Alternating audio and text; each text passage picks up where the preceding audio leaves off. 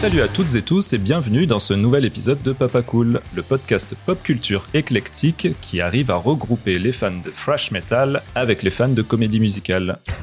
Je suis Ptid et comme d'habitude, je suis avec mon comparse Euf en direct de Vienne. Comment ça va Euf ? Tout le monde est bien remis de la grippe chez toi ? Bah écoute, ouais, justement, ouais, non, ça va mieux quand même. On s'en sort plutôt pas mal. Il y en a encore le grand là, il est encore un peu malade, mais sinon on sort du tunnel là, ça va. C'est vrai que peut-être que ce week-end on va pouvoir un peu sortir de la maison aussi. Ça va faire du bien. Ah ouais, parce que vous sortiez plus là, ouais, effectivement.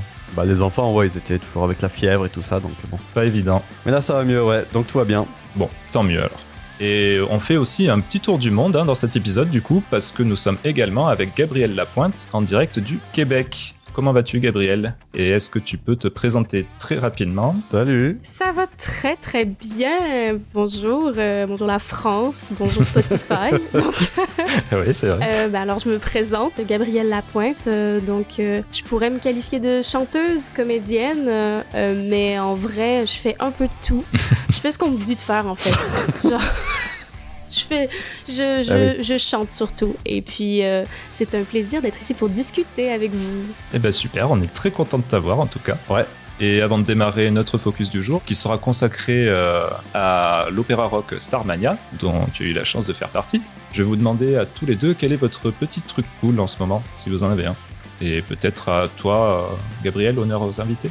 Oui, c'est gentil, merci. Donc, moi, je me suis dit que, en fait, je vous parlerais de Fourth Wing. Alors moi, je suis dyslexique dans la vie, donc j'ai pas été particulièrement attirée par les livres en grandissant, parce que c'était toujours très compliqué pour moi. D'accord. Et récemment, je suis tombée dans l'univers des livres audio. Et c'est merveilleux, j'adore. Ok. C'est fantastique, ouais. Et j'ai jamais essayé. C'est génial, vraiment. Moi, je fais ça tout le temps. J'en écoute des tonnes en conduisant, en faisant la vaisselle, bref, tous les trucs qu'il faut faire, ça ponctue les journées. Et Fourth Wing, en fait, c'est une romance fantastique qui est écrite par Rebecca Yarros. C'est en fait un thriller palpitant. Ça se déroule en fait dans l'univers brutal et compétitif d'une école militaire pour dragonniers. Oh. Ok. Donc, si vous êtes le genre de personne qui trouve que Le Seigneur des Anneaux, c'est un peu trop complexe comme univers et Harry Potter, c'est un peu trop enfantin, attention, je suis pas d'accord, perso. Moi, j'adore les deux. Ah oui, fais attention avec Jérémy, avec F, pardon. Il faut pas vexer les fans du Seigneur des Anneaux et d'Harry Potter. Donc, je suis une fan moi aussi, mais si vous faites partie des gens qui trouvaient que Le Seigneur des Anneaux, c'est un peu trop perché et complexe et que Harry Potter c'est un peu trop enfantin, c'est un super milieu et on n'est pas dans un univers de romance d'ado fantastique comme Twilight. Ah, c'est ce que je voulais dire, oui. Parce que quand t'as dit romantique, fantastique, ça m'a fait penser à Twilight et j'ai revu... j'en parlerai tout à l'heure, mais j'ai revu... Enfin bon, c'est tellement... Bon, bref. Ces films-là, je me suis endormi dessus, c'était... Non, mais justement...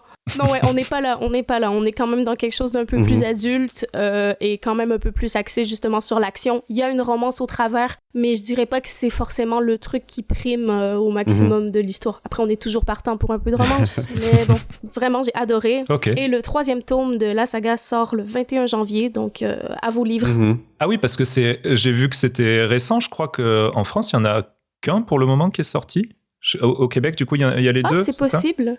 En fait, comme je dis, moi, je les lis en livre audio. Ah ben oui. Donc, évidemment, le 3e tome qui sort le 21 janvier, il sera qu'en anglais, parce qu'il sort en anglais. Et on va falloir attendre un petit peu pour la traduction, j'imagine. Mais donc, c'est 3 tomes. Le premier est sorti en 2023, donc Fourth Wing. Le deuxième, Iron Flame. Et le 3e à sortir bientôt, Onyx Storm. Donc, on les attend avec impatience. Super. Des dragons et de la romance et des militaires. Tout ce que tu aimes. Tout ce que le côté militaire, forcément, j'aime bien. Non, mais c'est vrai que les livres audio, c'est une bonne idée parce que moi, j'aime pas trop lire. M'asseoir quelque part et prendre le temps de lire un livre, j'ai pas la patience et tout. Donc, c'est vrai que le format audio, j'ai jamais essayé, mais ça pourrait être une bonne solution, ouais. Pour essayer de lire des livres parce qu'il y a tellement de trucs qui me donnent envie, mais j'arrive pas à commencer parce qu'en fait, j'ai pas le temps ou alors je suis trop feignant. Ouais. Complètement. Et en fait, moi, c'est justement ça que j'adore des livres audio parce qu'en fait, quand on le lit pas, on est genre... Il y a tout un univers imaginatif auquel on n'a pas droit, en fait, on n'a parce pas que c'est accès, dans les livres. c'est vrai. Ouais, c'est ça. Et les livres audio, en fait, ça donne accès à justement les gens qui ont plus de difficultés aux lectures, comme par exemple moi, ou ceux justement qui trouvent que gros TDA, gros trouble de l'attention, où c'est compliqué de s'asseoir et de rester tranquille pour lire, vous voyez. Franchement, ça vaut vraiment la peine. Ok, super recommandation. Carrément, du coup, ça fait 2 recommandations, même en une. C'est parfait. C'est ça. Et d'ailleurs, je dis peut-être des bêtises, mais je crois que sur Spotify, bon, pas pour leur faire de la pub, mais il me semble que quand tu as un abonnement pour la musique, il me semble que tu as accès aussi à des livres audio. Enfin, à vérifier. Mais je crois que j'ai eu la pub la dernière fois. Ah ouais? Peut-être sur Amazon aussi, non? Possible. Oui, Amazon, oui. Ah, ok. Et toi, Euf, est-ce que tu as un truc cool à nous recommander? Si tu avais fini, Gabriel. Ah oui, j'ai fini. Je vous laisse parler. Eh bien oui, donc j'ai un truc cool en effet, donc ça ne sera pas, peut-être que tu t'y attendais, mais ça ne sera pas le nouveau film d'animation de Sabaton qui va sortir en mars, non? Je vais pas parler de ça parce que je vais un peu changer. Mais il faut que tu en parles à chaque épisode quand même de ce groupe. Non mais je vais pas parler de ça, non. Ok. En fait, ça sera sur la nouvelle saison de Reacher, qui est donc une série qui est sur Amazon Prime. Et donc ce sera la 3e saison de cette série, qui est un peu à contre-courant de la tendance actuelle, donc c'est un peu un ovni dans les séries. Et pourquoi? Parce qu'en fait le héros c'est un homme blanc hétéro qui est balèze, même très très balèze, et mais qui utilise aussi son cerveau. Donc ça c'est très bien, tu vois. Ah. Et donc c'est juste le pitch vite fait, c'est un ancien membre de la police militaire qui voyage à travers les USA de ville en ville, tel un peu un vagabond en vivant de sa pension. Et donc, il lui arrive toujours des trucs. Dans la première saison, il enquête sur un trafic de fausses monnaies après la mort de son frère. Dans la seconde saison, il enquête sur la mort d'un ancien membre de son unité spéciale dans la police militaire. Okay. Et donc, dans cette 3e saison, bon, il y a eu juste un petit teaser ou un trailer qui est passé. Et on a vu que il va être confronté face à un type qui sera 2 fois plus balèze que lui pour une fois, alors que lui, il est déjà très très balèze. Donc, bon, ça promet, ça va envoyer du bon pâté comme on aime bien. Et bon, c'est une très bonne série de manière générale. Donc, voilà. Okay. 3e saison qui arrive. Et oui. Je confonds ou c'est avec celui de The Office là? Je crois que je confonds l'acteur. Non, c'est pas ça. Non, je vois ce que tu veux dire. Non, ça c'était le truc de comment il s'appelle les livres là, Jack Ryan. C'était l'espion. J'ai toujours confondu les deux trucs. Ouais. Jack Reacher avec Jack Ryan. Voilà, okay. C'est Jack Ryan. Ouais, ça c'est aussi sur Amazon Prime et d'ailleurs c'est fini. Ok. En 3 saisons aussi, c'est fini. Mais voilà, Reacher ça reprend. Donc je suis impatient parce que j'aime beaucoup. D'accord. Voilà. Très bien. Eh ben, on va terminer de mon côté avec mon truc cool. Ben, moi aussi, ce sera une série et aussi sur Amazon Prime parce que je suis en plein rattrapage de séries courtes en ce moment que j'ai jamais eu trop le temps de regarder. Et je viens de terminer The Night Manager qui est sorti pas très récemment, en 2016. Alors, c'est une mini-série américano-britannique d'espionnage adaptée du roman éponyme de John le Carré. Ah. Alors moi j'aime beaucoup ces romans et généralement j'apprécie aussi toutes les adaptations, films ou séries qui vont avec et ben celle-ci ne déroge pas à la règle du coup. Dans le style, on est plus sur de l'espionnage lent, avec beaucoup de paperasse, des dialogues, plutôt que de l'espionnage avec beaucoup de bastons comme dans les Jason Bourne, on va dire. Ouais. Mais il y a pas mal de moments de tension. Dans les 2-3 derniers épisodes, ça atteint un peu le paroxysme. Et c'est ce que j'apprécie. On y suit un employé de nuit d'un hôtel, qui est joué par Tom Hiddleston, qu'on a pu voir dans Loki, qui se retrouve en possession de documents confidentiels et qui est témoin d'un meurtre, et donc ensuite mêlé à une affaire d'espionnage. Au niveau du casting, on retrouve également Dr House. Hugh Laurie. Ouais, c'est ça, Hugh Laurie. La reine d'Angleterre, elle-même, alias Olivia Colman. Ah. Ouais, voilà. Et même Lady Di, alias Elisabeth Debicki. Donc, un casting qui est top. C'est en 6 épisodes d'1 heure. C'est dispo du coup depuis 2017 sur Prime. Mm-hmm. Et petite surprise, 9 ans après sa diffusion, apparemment, il y a 2 nouvelles saisons qui ont été annoncées tout récemment. Donc à voir ce que ça va donner parce que du coup ce sera plus une adaptation de roman, ils vont inventer. Ah, on verra. Ça peut être bien comme ça peut être moins bien. Totalement nul. Ouais. On verra ça. Voilà. À suivre. Voilà. Ok, très bien. Voilà. Ils partent en impro. Comme Game of Thrones après, on verra. La dernière saison, ouais. Bah après, sur House of the Dragon, par contre, je trouve ça pas mal. Moi, j'aime bien. Et là, pour le coup, ils ont vraiment... Quand ils rushent pas les trucs, ouais. Ouais. C'est toujours pareil. Eh oui. Si on a tous terminé avec nos trucs cool, on va pouvoir passer au focus du jour. Et oui. Au plat principal de l'épisode.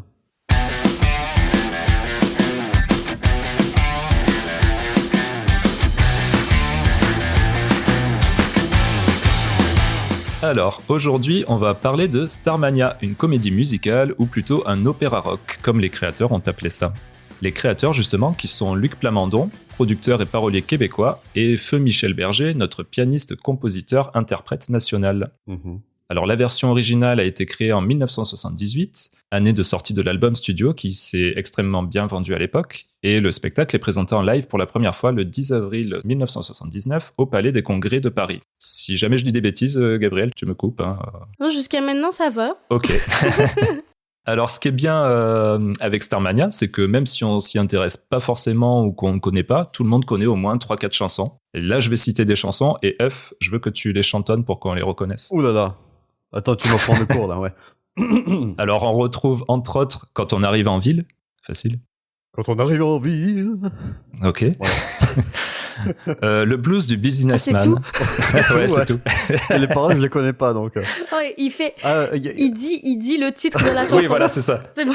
C'est La panique sur les boulevards, non? Oui, c'est ça. C'était La panique sur le boulevard. Mais le blues du businessman, ça va être plus difficile. Je l'ai pas celle-là en tête. Pourtant, j'aurais voulu être un artiste. Ah voilà. Ah ouais, mais la chanson, c'est pas j'aurais voulu être un artiste. Non. Non. Qu'est-ce qu'on a d'autre? Un garçon pas comme les autres. C'est Ziggy. Oui, c'est ça. Ah oui. SOS d'un terrien en détresse. Celle-là, au Nouvel An, tu la chantais bien. Ouais. Moi, je la tiens parfaitement. Attends. Ouais, mais il me faut des paroles, du coup. Il commence par quoi? Pourquoi je vis? Pourquoi je meurs? Oui, d'accord. J'ai jamais eu les pieds sur terre. J'ai jamais eu les pieds sur terre. Oh. Mais après le reste... J'aimerais mieux être un oiseau. Bah, mais tu triches, toi. Oh bah. Bravo pour l'effort, Jérémy. Merci. Allez, une petite dernière. Qu'est-ce qu'on avait? On avait besoin d'amour aussi. J'ai besoin d'amour. Ah, celle-là, je vais peut-être la faire quand même. Oui, c'est vrai. C'est ta chanson, celle-là. Son regard a croisé mon regard comme un rayon laser. On la connaît tous. Je la connais. Ben oui, c'est ce que je disais. Mais comme tu dis, il y en a plein qu'on connaît parce que moi je connaissais pas, enfin tout l'album ou quoi. Enfin quand tu m'en as parlé, d'ailleurs je me suis planté. Enfin j'ai été chercher une version un peu plus tard avec d'autres acteurs, d'autres chanteurs. De 88 peut-être, ouais. Ouais c'est ça. Du coup je me disais mais c'est qui eux? Et il y avait d'autres chansons que je connaissais pas, mais du coup les chansons originales avec Balavoine, etc. France Gall, je les connais. Enfin certaines, pas toutes. Hein. Bah ouais, et puis on sait pas, enfin quand on les entend des fois à la radio, quand on est petit ou quoi, on sait pas que ça vient de Starmania en fait. Oui, voilà. Forcément. C'est ça, ouais. Donc bah tu le disais, donc au fil des années, il y a eu plusieurs revivals, certains même en anglais ou en allemand. Mais aujourd'hui, on va donc s'intéresser à celui démarré en 2022 en allemand. Ouais, en allemand, ouais. Je sais pas si on aurait beaucoup d'auditeurs. Et qui vient d'entrer en pause pour une durée indéterminée avec la dernière représentation en décembre 2024 au Dôme de Marseille à laquelle j'ai pu assister. Et tu y étais, exactement. Et j'y étais. Alors par contre, je sais pas comment j'ai choisi la place, j'étais collé au fond du Dôme, donc ma chaise touchait clairement le fond du Dôme, donc j'étais pas tout près quand même. Ouais. Enfin voilà, mais c'était très très rempli effectivement. Ah ouais. C'était très rempli à la dernière. Mais j'ai l'impression que c'est quand même assez plein à chaque fois, non? Parce que les places, moi, je les ai achetées plus d'un an à l'avance, il me semble. Ah ouais? Oui, vraiment. C'était effectivement très plein pratiquement tous les soirs. Ça dépend des villes. Il y a certaines villes qu'on a fait dans la dernière tournée où il y avait effectivement un peu plus de places vides. D'accord. Mais de manière générale, c'était très rempli. Oui. Et ouais. Alors, pour mon expérience, du coup, je suis bien content d'avoir pu voir le spectacle. D'une part, parce que c'était magnifique, aussi bien visuellement que musicalement. Mais également parce que même si j'écoutais souvent l'album, je comprenais pas forcément toute l'histoire. Parce que dans l'album, les chansons, elles sont pas toutes forcément dans l'ordre. Donc la plupart, c'est essayer de suivre l'ordre. Mais des fois, il y a 2-3 chansons qui sont avant ou après. Et il manque aussi des passages parlés pour bien tout assimiler. Donc voilà. Donc je vais essayer justement de résumer rapidement le synopsis. Pareil, hein, tu me coupes si... C'est pas facile. Ouais, non, mais c'est pas facile résumer Starmania. Donc, vas-y, je suis curieuse de voir comment tu vas résumer. Moi aussi, je suis curieux. Allez. T'as pas la pression. Donc, l'histoire se déroule dans un futur proche, au début des années 2000. Et oui, ça a été créé en 1979, donc forcément.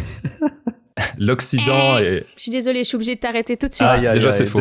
Aïe. Je suis déjà obligée de t'arrêter. Parce que, en vrai, certes, au départ, j'imagine que pour eux, le futur, ils imaginaient que c'était les années 2000. Mais c'est pas parce que dans Monopolis, ils parlent de l'an 2000 que ça se passe nécessairement dans l'an 2000. Donc, en fait, le but, c'est juste tout simplement d'évoquer un futur. En fait, ça se passe dans le futur, on sait pas quand. Et justement, il y avait toute cette question où, en fait, effectivement, nous, maintenant, on l'a dépassé l'an 2000. Ouais. Donc, au départ, est-ce qu'on change les paroles? Qu'est-ce qu'on fait? Et c'est pour ça que dans notre version, version, c'est loin les villes de l'an 2000 et non dans les villes de l'an 2000. Ah, bah tu vois, j'avais pas capté la petite nuance. J'avais pas entendu ça. Dans la chanson. Et non. Donc je suis désolée, je t'ai coupé au début. Donc Non, c'est pas grave, mais continue à couper si je continue à dire des bêtises. Tu vas le couper toutes les 2 secondes, c'est pas grave. Du coup, l'Occident est unifié en un seul État. Ça, c'est... Il va te demander c'est juste, ouais, ok. Ouais, c'est ça, c'est bien. Dont la capitale est Monopolis. C'est bon aussi. Oui, c'est bon. Parfait. Et donc, on va suivre plusieurs personnages à l'approche des élections présidentielles. Notamment Marie-Jeanne, aussi appelée la serveuse automate, qui travaille à l'Underground Café et qui, à l'époque, était interprétée par Fabienne Thibault. Je pense ma voix préférée de l'album de l'époque. On a aussi également Johnny Roquefort, personnage au nom très rigolo pour les Français consommateurs de fromage que nous sommes, même si ça s'écrit pas pareil. Mais oui. Lui, c'est le chef des Étoiles Noires, un groupe armé qui sème la panique sur les boulevards quand ils arrivent en ville, comme il le dit si bien. Interprété par Daniel Balavoine dans la version originale. On a aussi Sadia, une étudiante agitatrice qui devient par la suite le cerveau des Étoiles Noires et qui agit un peu dans l'ombre de Johnny Roquefort du coup. On a aussi donc Crystal, qui avait été interprétée par France Gall dans la version originale, et que tu as donc interprété, Gabrielle. Donc je vais te laisser peut-être toi-même résumer ton personnage, si ça te va. Oui, avec plaisir. Alors Crystal, en fait, c'est une animatrice télé, c'est l'idole des jeunes, c'est vraiment le visage de la réussite en tant que star pour les habitants de Monopolis. Et un jour, elle a la possibilité d'aller interviewer Johnny Roquefort, donc le chef du groupe terroriste les Étoiles Noires, et elle va tomber amoureuse de lui en se rendant compte en fait que tout ce qu'elle vit c'est faux, que en fait c'est de la poudre aux yeux et que ce qu'elle veut c'est elle veut de la vérité, elle veut de l'amour, comme elle dit, elle a besoin d'amour, mais c'est surtout un besoin de vérité et donc elle va basculer et passer complètement du côté obscur de Monopolis et aller poser des bombes, voilà. C'est vrai. Oui. Elle rejoint les Étoiles Noires. Côté obscur, Étoile Noire, il y a quand même des références. Ah ouais, c'est vrai, j'y avais pas pensé. Des petites références à Star Wars.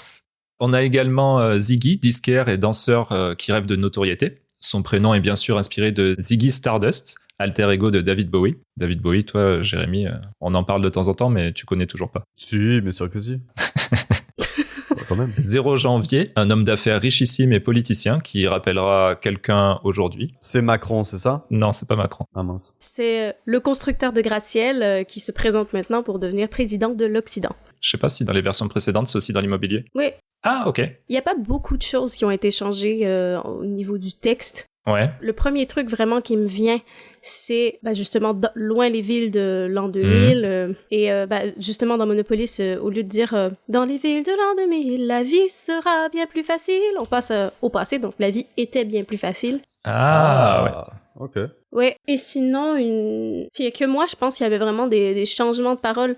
Il y en a un où, en fait, je disais, quand Crystal interview 0 janvier, elle dit « Mesdames, Mesdemoiselles, Messieurs, ce soir, j'ai devant moi un homme. » Et dans la version originale, elle disait que toutes les femmes voudraient connaître. Et nous, on a changé pour que tout le monde voudrait connaître. Ok. Ouais, pour lequel est plus de nos jours, quoi, ouais. Oui, voilà. Et, tout Starmania, où on nomme cette chanson, où on nomme plein d'idoles. Ouais. On a changé la moitié des noms des idoles, parce que... oui, c'est plus d'actualité. De Sadat à Begin, personne ne sait. Ouais, c'est sûr. Tout ça s'était changé. Mais je ne pense pas qu'il y ait d'autres changements de paroles. Ok. Ils ont fait des ajouts, ils ont enlevé certains, parce que dans la version originale, le premier live, il était très long, c'est genre 3 heures. Il y a beaucoup plus de scènes, et à chaque version, ils ont coupé certaines scènes. Dans une version suivante, ils ont décidé d'en garder d'autres, d'en couper d'autres. Ouais. Donc c'est un peu pareil ici, des choix qui ont été faits. Ouais, c'est sûr. Je termine avec les personnages du coup. On a aussi Stella Spotlight, l'ex-star sex symbole qui deviendra la compagne de 0 janvier, et l'adversaire politique de 0 janvier, le grand gourou marabout. Et enfin, le narrateur et présentateur du journal télévisé, Roger Roger. Roger, il s'appelle ? Roger Roger. Je pense n'avoir oublié personne pour les personnages principaux. Oui, c'est ça. Juste pour comprendre, donc il y a des parties vraiment narrées aussi dans le spectacle qu'il n'y a pas dans l'album de 78, c'est ça ? Oui. En fait, les parties qui sont narrées dans notre version, elles sont chantées dans l'original. Ah. C'est un choix Et c'est drôle parce que dans la version de 88, c'est slamé. Ah ouais. D'accord. C'est les parties de Roger, c'est un genre de slam rap, c'est différent. Moi j'adore personnellement, je trouve ça génial, mais il y en a qui aiment pas, chacun ses goûts, hein. Je trouve que chaque version a ajouté des trucs différents et c'est trop bien parce qu'on voit les époques en fait défiler. Même au niveau des arrangements et tout, tu dois entendre les différences d'époque, quoi. Bah oui, la version 88, c'est des synthés et des synthés. Et encore une fois, j'adore, mais c'est une époque. Genre, on referait pas ça aujourd'hui. Rien que les coiffures, quand j'ai vu la vidéo, là, au niveau des coiffures, c'était... c'était spécial. C'est les années 80. Ouais, c'est ça. Et les versions narrées, finalement, on les retrouve pas sur l'album, on est d'accord? Sur les différents albums? Non, mais tout ce texte, en fait, il est chanté. Il est chanté, ouais. Elles sont là. Ce qui est narré, en fait, c'est chanté. C'est pas Roger. Dans le premier album de 79? Oui. Ah, bon, alors faudra que je... En fait, l'album original, il n'y a pas tout dessus. Il n'y a que les gros titres. Les chansons principales. Et c'est pour ça, en fait, que les gens ne connaissent pas forcément l'histoire de Starmania, parce que sur ce disque qui a été popularisé, c'est ça qui a fait connaître Starmania. Et les titres, en fait, il n'y a pas les liens entre les chansons. Et voilà, c'est donc ça. Tu peux pas savoir c'est quoi l'histoire. Oui. Tu peux pas savoir. Donc c'est pour ça que la majorité des liens ne sont pas là. Mais dans la version live, qu'on peut trouver, je crois, sur Spotify, mais je suis pas certaine. Ok. Sur la version live de Starmania de 79, tout est disponible. D'accord, ok. C'est vrai que j'ai jamais pensé à écouter le live. Faut chercher la version live. Ok. Et donc, pour revenir aux personnages, on va suivre un peu tous ces personnages et leurs sentiments au travers de leurs chansons. Et cela va aborder beaucoup de thèmes toujours autant d'actualité de nos jours, comme l'écologie, le terrorisme, on en a parlé, les ultra-riches et le genre, pour en citer quelques-uns. Pour la version actuelle, dont la tournée avait été retardée en 2022 suite au Covid, elle a été initiée, et là tu me couperas si je me trompe, par le producteur Thierry Suc, qui a récupéré les droits de Michel Berger via France Gall de son vivant, et qui a été mise en scène par Thomas Joly, à qui l'on doit les cérémonies d'ouverture et de clôture des JO 2024. Ah oui. Ouais. Après, il a pas récupéré forcément tous les droits. Il y avait le fils de France Gall et Michel Berger, donc Raphaël Amberger, qui était avec nous pour la majorité, pour toute la créa, et qui avait son mot à dire, en fait. D'accord. Donc, voilà. Gabriel, à part si tu as quelque chose à rajouter sur l'histoire, on va pouvoir passer aux questions que nous avions pour toi. Je veux bien peut-être juste rajouter que, en fait, ce qui fait que Starmania est aussi bien, c'est parce que c'est toujours actuel. Justement, les sujets, les thèmes abordés dans cette histoire sont toujours aussi présents dans notre quotidien d'aujourd'hui. Et c'est fou parce que, en fait, les problèmes de l'humanité ne changent pas vraiment. D'une époque à l'autre, ils sont... Voilà. Et oui. Ouais, c'est un cycle. Dans les époques. Ouais, c'est ça. Juste un éternel recommencement à chaque fois, ouais. On n'apprend jamais de l'histoire. Voilà. On va pleurer dans cet épisode. Starmania, c'est assez triste, hein. Non, c'est vrai. On spoilera pas, mais bon. Ça finit pas très bien, quoi. J'avais une question parce que votre spectacle a l'air super populaire, puisque comme le disait Vincent, il a pris ses places longtemps à l'avance, etc. C'était tout le temps plein.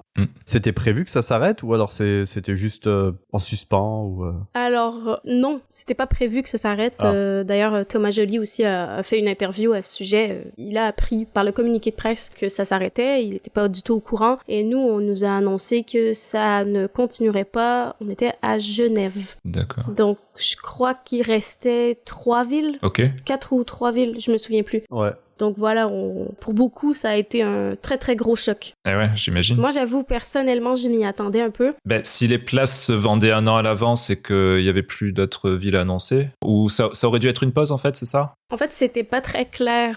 C'est un peu compliqué. Moi, personnellement, je comptais arrêter de toute façon à la fin de cette tournée-ci. D'accord. Ok. J'avais déjà fait une partie de mon deuil, personnellement. Ouais. Mais pour beaucoup d'autres, en fait, ils s'attendaient à ce que ça continue. Il était question que ça parte peut-être en Asie. Ah oui. Ah, carrément. Et qu'on fasse peut-être un retour sur Paris. Et bref, il y avait plein de possibilités, mais qui étaient des options et qui restaient à confirmer, dont on avait eu vent depuis déjà plusieurs mois. Okay. Mais on n'avait pas trop de nouvelles, on savait pas trop si ça allait marcher, si ça marchait pas. Et donc moi, en voyant qu'on n'avait pas trop de nouvelles, je me suis dit, selon moi... Ouais. Il doit se passer quelque chose Ça sent pas bon, quoi. Moi, je préférais me dire, ça s'arrête et au mieux du mieux, en fait, être surprise et que ça continue. C'est ça, oui. Mais pour beaucoup, ça a été un gros choc, oui, d'apprendre que ça s'arrêtait. Et j'avoue que même si j'étais préparée mentalement, je trouve ça très triste que ce spectacle s'arrête parce que c'est un spectacle qui a un message. Je trouve que c'est un spectacle qui propose aussi quelque chose de très différent et surtout en Europe. Il n'y a pas d'autres spectacles de cette, je vais dire, qualité c'est pas pour dénigrer les autres spectacles qui sont joués, mais c'est grand. C'est très gros, Starmania. Et il y a un message, il y a quelque chose de très beau. Et je trouve ça dommage que ça s'arrête parce que je trouve que c'est un message que l'humanité a besoin d'entendre de nos jours, c'est clair, en ce moment. Et donc voilà. Et on connaît pas spécialement la raison de l'arrêt, en fait. Non, même nous, on sait pas.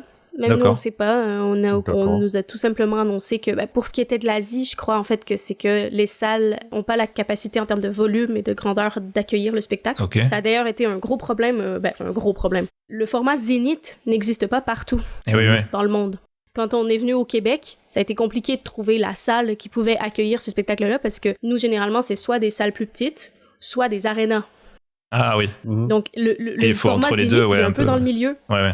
Et il n'existe pas forcément partout, ce format-là. Donc, pour l'Asie, je crois que c'était un problème un peu similaire par rapport aux grandeurs de salles qui ne pouvaient pas forcément accueillir le spectacle. Et pour tout ce qui est d'autres raisons, on ne nous a pas vraiment donné d'autres raisons. Donc, je ne pourrais malheureusement pas vous répondre. Il faudrait un podcast avec Thierry Suc. Ok. Mais officiellement, c'est en pause, on va dire. Enfin, on peut espérer que ça puisse revenir ou pas. Moi, je préfère espérer que ça revienne et je préfère vous dire que oui, c'est en pause. Mais la vérité, c'est qu'il va falloir après relancer la machine et c'est une très grosse vrai que c'est compliqué, machine à lancer. C'est énorme. De l'extérieur, on voit que c'est gros, mais les gens ne se rendent pas compte à quel point c'est gros, Starmania. Genre vraiment, on est une trentaine d'artistes sur scène, ça c'est normal, mais derrière, je pense qu'il y a à peu près une centaine de techniciens qui viennent travailler. Et ça se voit dans le spectacle, que c'est pas juste une seule personne derrière les lumières.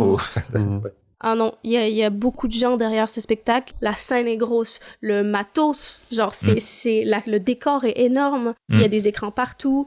Bref, c'est une très grosse machine et aussi en termes d'organisation, c'est une très grosse machine à lancer. Donc moi je préfère dire que effectivement ça va reprendre et j'espère que ça reprenne. Mais on sait pas quand ça va reprendre. On est aussi dans le néant que tous les spectateurs et que tous ceux qui ont envie de revenir. Voilà, on n'est pas dans le secret des dieux. Bon, ok. Ouais, c'est une très très grosse production, mais vous aviez fait combien de dates en tout ? Est-ce que tu le sais ? Je pourrais le savoir facilement, mais je pense que je me souviens plus exactement, mais on a fait plus de 350 shows. Ah ouais. Ah oui, c'est énorme. Ouais. Je pensais pas autant. C'est un gros truc, ouais. En combien de temps, à peu près ? C'est en... du coup, 2 ans, c'est... 2 ans, ouais. 2 ans, oui. Mais on n'a pas joué tous les mois pendant 2 ans. Okay. Ouais, environ sur 2 ans. Ah ouais, c'est beaucoup, ans, à peu près. D'accord. France-Québec ou... Non, il n'y avait pas d'autres pays ? Si ? Aussi Belgique. Belgique, ok. Ah, nos amis belges. Belgique et Suisse. On a fait Genève et Bruxelles. Donc, on peut techniquement dire Suisse et Belgique. Ok, d'accord. Ouais, dans la francophonie. C'est ça, ouais. De toute façon, c'est Starmania, c'est un truc tellement populaire et tellement connu, du moins en France ou dans la partie francophone, que même si ça s'arrête là, ça va, même si dans 5 ans ou 10 ans, ça va reprendre, ça va redémarrer. C'est tellement populaire que forcément, ils vont refaire un truc avec, non ? En tout cas, c'était attendu, là, c'est vrai. Je l'espère fortement. Parce qu'il y a eu combien de versions du spectacle depuis le début ? Ah, tu commences ton quiz, Jérémy, là. Non, pas du tout, mais... Celle-ci, c'est la 4e officielle. Ok. D'accord. Et après, je sais qu'il y a eu d'autres reprises. Par exemple, au Québec, il y a eu une version symphonique qui a été montée dans le cadre du Festival d'Opéra de Québec, où en fait, ils ont adapté pour le chant lyrique. Et même si on n'est pas des très grands fans de chant classique, moi, personnellement, j'ai eu la chance de, justement, voir les vidéos d'archives de ce spectacle quand j'ai fait mes recherches, justement, au début. Et même si c'est très différent, on n'est pas dans le pop et puis tout, mais c'est très intéressant. Moi, je trouve que cette version, elle a lieu d'être, en fait. Juste, ne serait-ce que pour passer le message, et aussi que Starmania, c'est pas obligé d'être fixé dans quelque chose. Je trouve que ce qui est trop bien, c'est qu'on puisse modeler. Oui, voilà, que ça puisse évoluer. Tant que l'histoire. Ouais. Et c'est super intéressant comme version qui a été faite, mais c'est pas une version officielle, disons. D'accord. Ouais, quand même, ça fait 4 versions officielles finalement en 40 ans, donc à peu près une tous les 10 ans. Ouais, c'est cyclique et ça... c'est sûr que ça reviendra après, sous quelle forme. J'espère.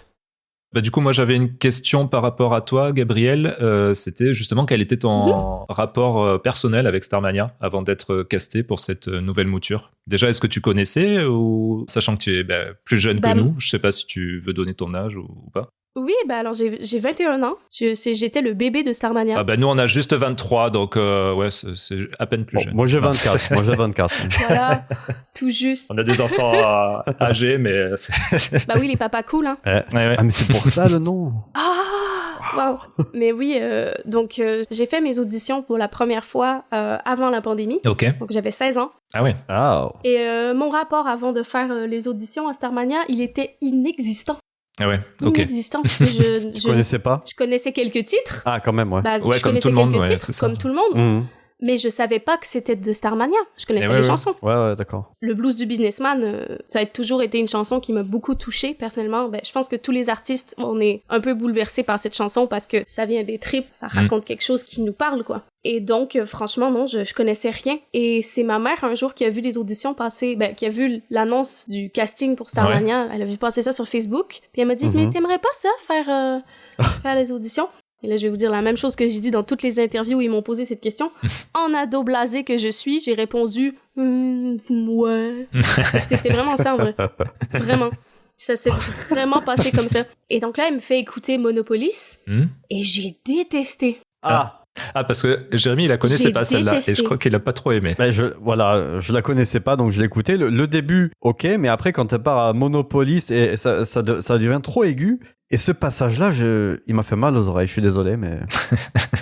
Après, dans la version originale, la tonalité originale, en fait, n'a pas été reprise dans les autres versions. Donc, ça vaudrait peut-être la peine que tu ailles écouter, par exemple, la version d'Isabelle Boulay, qui est plus grave, ou celle de Martine Sinclair, mon idole. Mais, pardon, si je peux me permettre, France Gall n'est pas aussi connu au Québec qu'en France. Donc, moi, mon modèle pour ce rôle, ça n'a jamais été France Gall. Ok. Et donc, quand j'ai appris en fait qu'il allait falloir la faire dans la tonalité originale, pour moi c'était pas un problème. Moi je chante très aigu, donc j'ai pas de souci. Mais j'avoue que personnellement j'aurais préféré qu'on baisse la tonalité. Pas parce que c'est plus facile, mais ne serait-ce que de baisser genre d'un ton. Je trouve que ça laisse place à tu peux mettre beaucoup plus d'émotion justement parce que c'est moins dans les aigus. Dans les aigus. Et donc t'as un plus grand range en fait pour pouvoir jouer avec ce que tu chantes. Et moi, je suis une interprète. Donc, interpréter, c'est la grosse partie du taf et c'est ce que j'aime le plus. Donc, j'avoue, j'aurais aimé pouvoir la baisser d'un ton. Donc, si jamais tu veux écouter, la version qui est baissée d'un ton, c'est celle de Martine Sinclair. Moi, j'aime beaucoup. En plus, avec le côté... avec les pads autour, très synthé, ça donne vraiment un côté, c'est bleu. Genre, je sais pas comment le décrire. Si je devais mettre une couleur, ça serait bleu. Genre, bleu, c'est bleu. Bref. Ok. D'accord, très bien. C'est très musicien d'associer une sonorité à des couleurs. Donc, juste, bon, ça paraissait un peu out of the blue, sans faire de blague. Mais voilà. Ok. Donc, c'était où les auditions en France Non, c'est au Québec. Alors, j'ai commencé par envoyer des pré-auditions, donc des clips filmés que j'ai envoyés. Et ensuite, quand j'ai été retenue, j'ai été appelée pour venir faire des auditions en présence à Montréal. Moi, je suis pas de Montréal, moi, je suis de Québec. De Québec, d'accord. Donc, c'est à 3 heures de Montréal. Ouais. Donc, j'ai été accompagnée par ma maman. On est allé faire les auditions. Et puis, j'étais devant... Je me souviens pas de tous ceux qui étaient dans la salle parce que je voyais pas vraiment, mais je sais qu'il y avait Raphaël qui était là. Il y avait aussi Luc Plamondon. Et quelques autres personnes en collaboration avec justement les castings qu'ils faisaient au Québec et ceux qu'ils faisaient en France. Luc Plamondon, c'est un grand parolier pour nous au Québec. Il a écrit pour des tonnes d'artistes. Il a écrit les plus belles chansons au Québec. Selon moi, vraiment, c'est un parolier incroyable. J'ai pas d'autres mots vraiment pour décrire ce qu'il fait. Je trouve que Luc, il a un don pour exprimer des réalités compliquées dans des mots simples et dans des images fortes en peu de mots.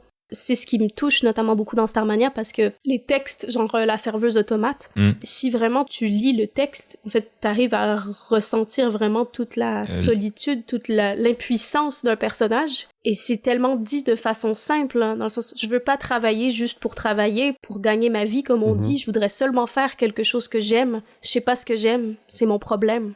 C'est, comment dire dans des mots aussi simples, quelque chose d'aussi profond. C'est vrai. Et c'est sa force vraiment dans tout ce qu'il écrit et dans beaucoup d'autres chansons qu'il a écrit pour plein d'autres artistes. Donc, je connaissais Plamondon, mais j'ai pas vraiment fait attention au moment de l'audition de qui était là, ouais. J'ai fait mon truc, et quand j'ai fait mon audition, j'étais persuadée d'avoir fait de la merde. J'étais dégoûtée. Je suis descendue de scène, j'avais les larmes qui commençaient à me monter dans les yeux. J'étais genre, ouais, ma mère est de l'autre côté de la porte. Elle va trouver que c'était nul. C'est vraiment nul ce que j'ai fait. Et là, il y a un cocon, un cercle de gens qui se forment autour de moi. Mais t'es qui? Tu sors d'où? Comment on n'a jamais entendu parler de toi? Ah ouais, c'est super. Et là, je suis genre, ça va. Oui, ça va, y a pas de problème. Ouais, tout est super. Je vais très bien. Donc du coup, ça c'était en 2019, c'est ça? Les auditions en vrai, en fait, mes pré-auditions, je les ai envoyées encore en 2019, et mes auditions en vrai, c'était au début 2020. D'accord. Début février 2020 à peu près. D'accord. Pas très longtemps avant la petite pandémie, hein, on a déjà oublié. Avant que le monde ne s'écroule. Ouais. Et à ce moment-là, j'étais encore au secondaire. Je sais pas c'est quoi l'équivalent de secondaire 5 en France, mais je pense que c'est 3e. Alors attends, c'est quel âge? C'est 17 ans, tu dis? 16-17, oui. Non, alors non, c'est... 3e, c'est pas ça, non. 3e, nous, c'est genre 14 ans, un truc comme ça. C'est terminal, hein, 17 ans. 16-17 ans, ouais, tu es entre la terminale et la première, ouais. Ouais, c'est ça, première et terminale. Donc les 2 dernières années de lycée, on va dire, et après t'as le bac et tu fais tes études. Alors je pense que je qualifierais plutôt de l'avant-dernière. Ok. Première, ouais. Selon le cursus scolaire, ça serait plus première. Donc, j'étais encore à l'école à ce moment-là, et je vais faire mes auditions, j'ai manqué une journée d'école, ensuite je reviens à l'école, et puis là, la pandémie arrive. Aïe, aïe, aïe. En fait, non, excusez-moi, juste avant ça, j'ai été appelée pour venir faire des auditions en France. Travailler avec le Johnny Roquefort qu'ils avaient trouvé à l'époque, qui n'a pas été celui qui a été choisi en fin de compte. Ok. Pour faire une séance de travail avec le directeur musical et... voir s'ils pouvaient un peu faire ce qu'ils veulent avec ma voix, voir s'ils pouvaient m'amener là où ils voulaient, en termes de son. Et ce qui est ressorti de là, c'est qu'ils me trouvaient relativement jeune.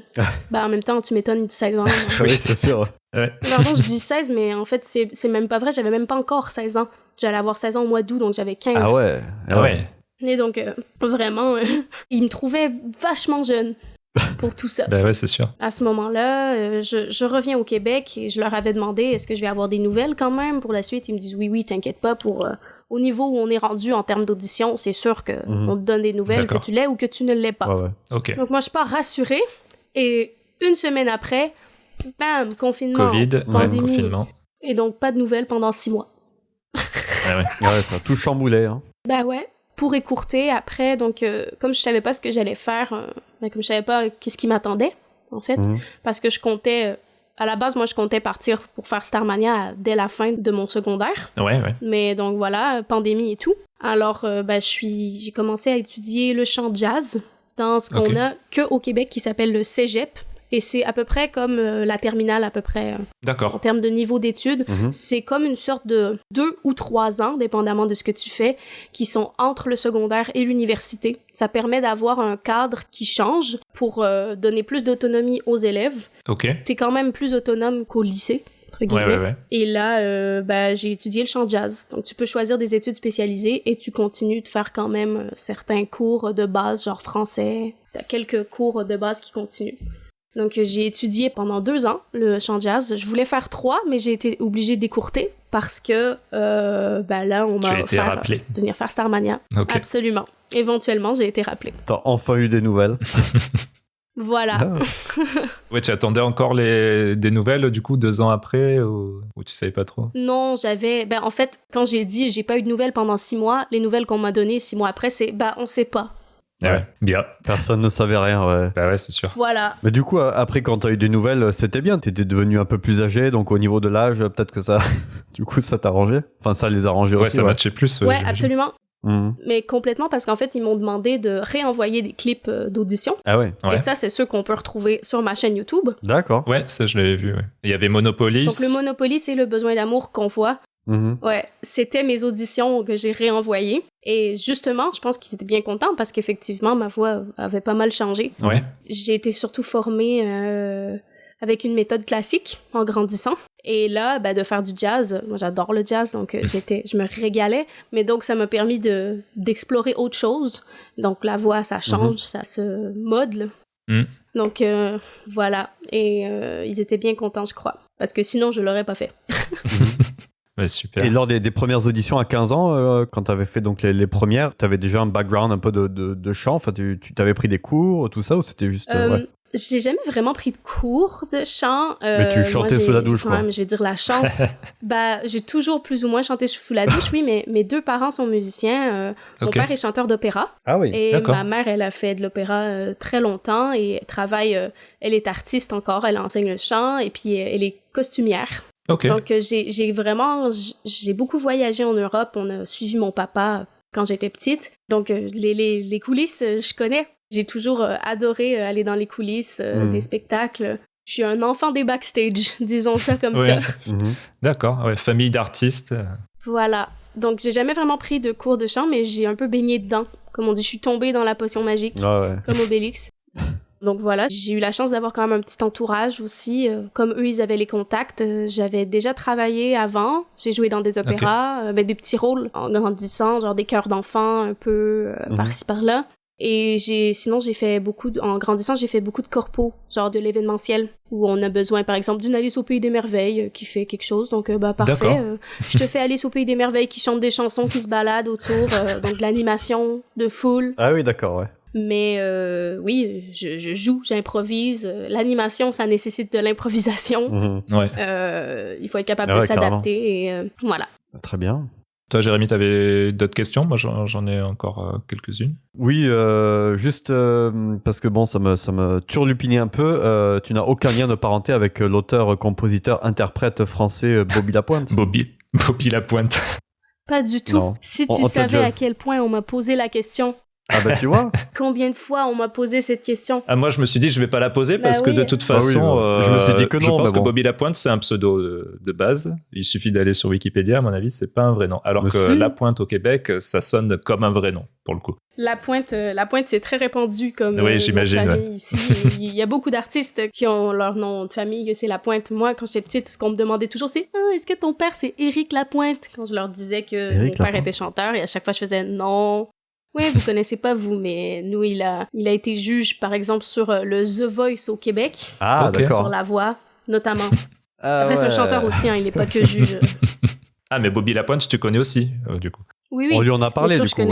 Oui, du coup, par la force des choses. C'était Robert Lapointe, hein. Donc c'est juste Robert Bobby, quoi. Mais oui, il existe. Ah, ça alors. Robert Lapointe. Je pensais que c'était un pseudo, tu vois. J'avais encore quelques petites questions. Il me semblait avoir vu sur ton Insta que tu avais mis comédienne, mais c'était par rapport à l'animation, c'est ça? Oui. La comédie musicale, quoi. C'est par rapport au fait que, en fait, moi, j'aime pas m'identifier que comme chanteuse. J'aime pas dire que je suis chanteuse tout court, parce que le chant, c'est une chose que je fais parmi plein d'autres, en fait. Oui. Et autant pour certaines personnes, par exemple, certains de mes collègues pour qui le chant, ils pourraient pas vivre sans. Moi, sans dire que je pourrais vivre sans, c'est pas ça qui m'anime.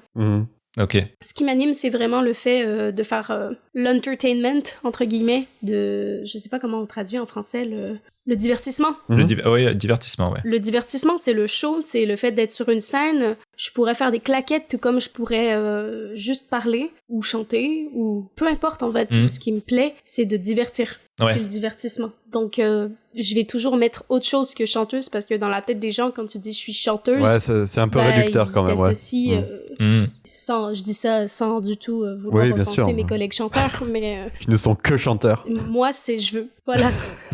vous faites que du chant. Oh, le nul. Non, pas du tout. Mais c'est pour ça d'ailleurs que quand tu m'as demandé de me présenter, je sais pas trop quoi dire en vrai, parce que je fais tellement de choses, et je peux faire tellement de choses, que bonjour. En France, ils aiment bien dire couteau suisse.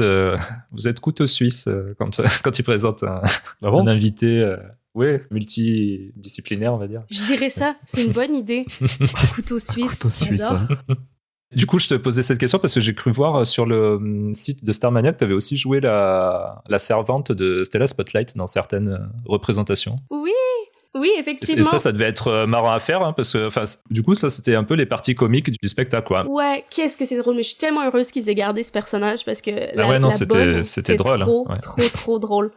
C'est trop drôle. Et puis, en fait, ça, c'est arrivé tellement par hasard. En fait, moi, au départ, j'ai été engagée comme alternante sur Starmania. Donc, j'ai partagé le rôle avec Lilia Haddad et on faisait 50-50. J'avais la moitié des shows où j'étais pas en cristal. Ah, d'accord. Mais tu participais quand même, voilà. Enfin, t'étais quand même dans le spectacle. Oui. Ok. Tous les artistes, quand ils sont pas en rôle principaux, sont quand même sur le spectacle, à moins d'être malade. Ah, ok. Donc, c'est une sorte de switch où, quand ton alternant ou ta doublure fait le rôle, toi, tu fais une étoile noire, tu fais les rôles d'ensemble. Et du coup, ça veut dire qu'il faut, il faut que tu maîtrises quand même des aspects de danse qui sont peut-être plus compliqués qu'habituellement, non? Absolument. Moi, personnellement, ça n'a jamais été trop compliqué pour moi. Ok. Encore une fois, je dis pas ça pour me vanter. Là, tu peux redire, Jérémy, elle a le boulard, du coup, effectivement. Ouais, là, tu prends un peu le boulard, là, quand même. Je sais tout faire.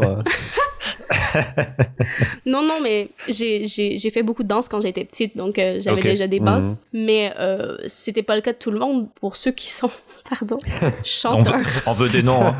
Voilà, on y revient, pour ceux qui ne sont que chanteurs. Ceux qui ne sont que chanteurs, non, vraiment pas. Mais bref, on n'a pas tous le même bagage quand on arrive sur Starmania. Ah oui. Mais c'est vrai, et c'est ce qui est trop cool aussi parce que on vient de plein de milieux. C'est pas tout le monde qui sait danser, c'est pas tout le monde qui sait jouer la comédie. Et c'est pour ça que Thomas Joly a été trop bien parce que pour le jeu notamment, il nous a beaucoup guidés. Et c'est pour ça que c'était pas tout le monde qui a été placé sur les tableaux qui dansent. ouais, ok. Donc voilà. Ah ouais, parce que j'imagine que ça doit être compliqué, ouais, quand même. Faut faire des mouvements qui paraissent très compliqués si t'as pas une formation là-dedans. On a une très belle équipe de danseurs.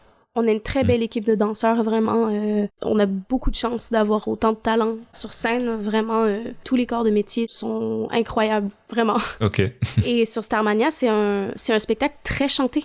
C'est très vocalement, c'est très très très vocal, c'est pas facile. Notamment, on parlait de Monopolis tout à l'heure, mais Monopolis, franchement, tenir ses notes aiguës à répétition, c'est pas facile. C'est pas tout le monde qui peut faire. Le blues aussi, les adieux d'un sexe symbole, franchement, c'est pas de la musique très compliquée, mais c'est de la musique qui demande une maîtrise de la voix. C'est particulier. Et donc, pour les chanteurs, la majorité des gens qui ont été appelés pour faire les rôles principaux, ce sont des chanteurs de profession qui font ça, pour la majorité. Donc, c'est pour ça, en fait, qu'on arrive, et c'est pas forcément tout le monde qui a déjà fait une œuvre qui nécessite de jouer ou qui nécessite de danser. C'est pas forcément tous des gens issus de la comédie musicale. Ouais. Donc, c'est pour ça que, effectivement, oui, il faut savoir danser, il faut savoir faire plein de choses, mais on apprend. On apprend beaucoup et j'ai eu la chance de faire la bonne. C'est arrivé comme ça une fois, une journée où on prenait les photos pour...